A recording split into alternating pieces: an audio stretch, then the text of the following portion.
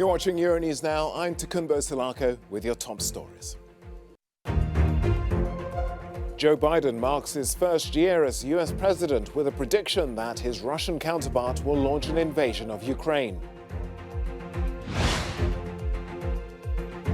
More details are emerging about the deadly ski accident that cost the life of French actor Gaspard Ulliel. And some health experts are calling it the overlooked pandemic. We'll hear how deadly diseases are on the rise because of resistance to antibiotics.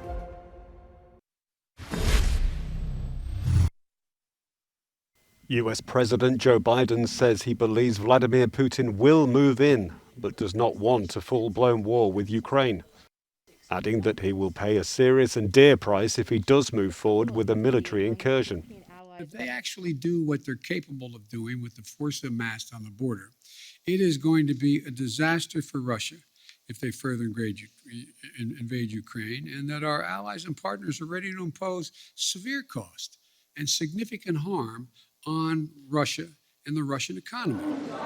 Amid the soaring tensions, French President Emmanuel Macron called on the European Union to quickly draw up a new security plan and urged to have a frank dialogue with Russia. These next weeks must lead to a European proposal to build a new security and stability pact. We must build it between Europeans before we share it with our allies within NATO and then offer it up for negotiation with Russia. His German counterpart, Olaf Scholz, said that after years of rising tensions, staying silent is not a sensible option. That is why we are talking to Moscow in a range of different formats. About our commitment to Ukraine's territorial integrity and about a key principle of our common European peace order, that borders must not be moved by force. US Secretary of State Antony Blinken has promised Ukraine more military aid in the face of aggressive plans by Russian President Vladimir Putin, whom he accused of refusing to de-escalate military tensions. Moscow said they will accept nothing less but watertight US guarantees precluding NATO's expansion to Ukraine.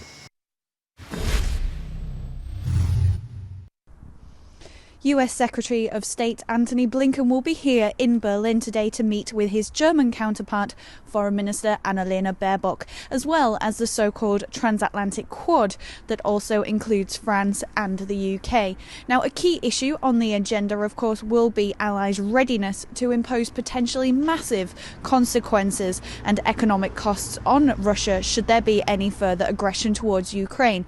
And this is where things get particularly uncomfortable for Berlin right now. So German Chancellor Olaf Scholz said earlier this week that everything will have to be discussed should there indeed be a military intervention in Ukraine. And that includes the recently completed Nord Stream 2 gas pipeline between Russia and Germany. And this pipeline has been a contentious issue since the get-go, as critics, including the US and Ukraine, say it will make the EU too dependent on Russian energy. So Berlin is under real intense pressure now to halt the final approval of the pipeline as part of these possible sanction efforts. At the same time, another option being explored is cutting off Russian banks from the SWIFT payment system, that huge global network used to wire sums of money between nearly all financial institutions. But Germany says it's keen to avoid sanctions that would make it difficult for Europe to pay for gas and oil imports from Russia.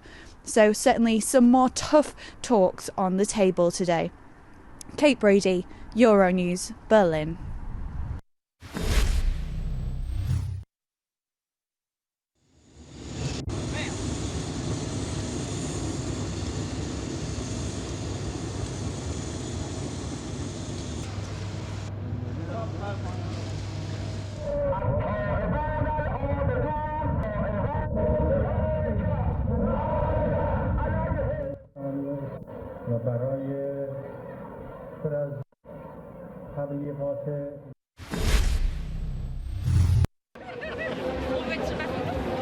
French teachers' unions have called for a second major strike today. This is in protest to the government's COVID testing and isolation protocols, which they say are severely disrupting classes. The move follows a one-day walkout last week that, according to unions, saw half of the country's primary schools close. Our reporter David Chazan has the latest from Paris.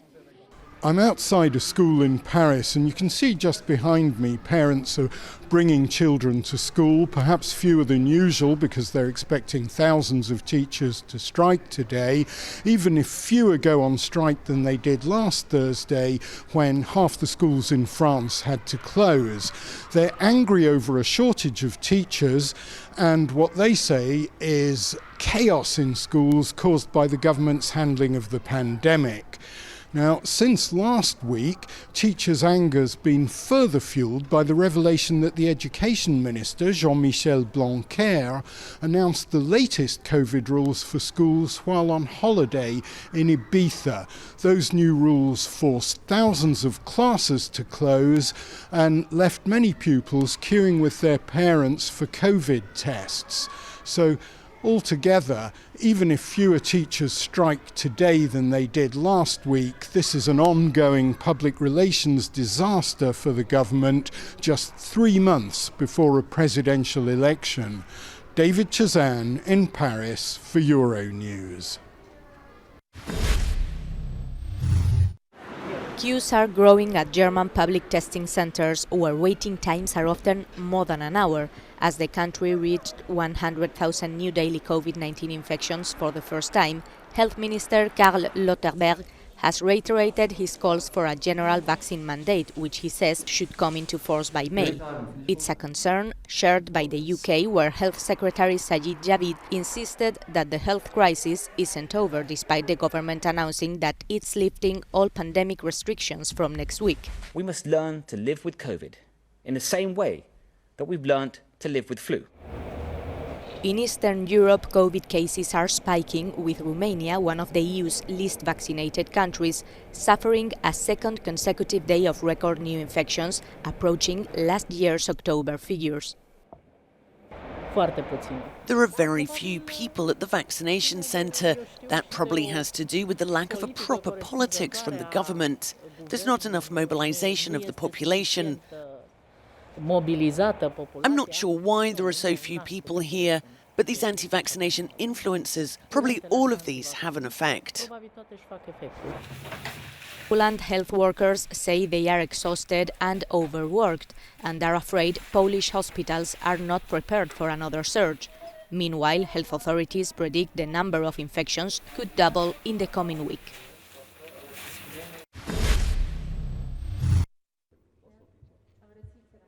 Time had stood still in the control room of the Zwentendorf nuclear power plant in Lower Austria. At the end of the 1970s, the reactor should have been at the first of a series of nuclear power plants to provide electricity to 6 million homes. But things turned out differently, and Zwentendorf is now a piece of contemporary history. During its construction, opposition to nuclear energy grew stronger and stronger, and the Austrian Chancellor at the time, Bruno Kreisky, decided that the commissioning of Zwentendorf would go to a referendum. In November 1978, after 50.47% of the votes, a nuclear power plant was never put into operation. Today it serves as a training centre, supplies electricity from solar power, and visitors can take a guided tour around the plant. Austria's stance on nuclear power has changed little since then. The federal government has rejected EU moves to classify this form of energy as green. Austria's Environment Minister says there were very clear voices against this proposal, from Spain, from Germany, from many other countries. So if the Commission actually continues to work with this proposal, we have always made it transparent that we will take legal steps. Austria wants all electricity to come from renewable energy sources by 2030. More than 3/4 already does, but it's not entirely without power from nuclear plants. In 2020, the Alpine nation obtained about 28% of its electricity from abroad. Experts say nuclear power accounts for up to 11% in the Austrian grids. Still lots more to come on the programme. Don't go anywhere. We'll be back in a few moments.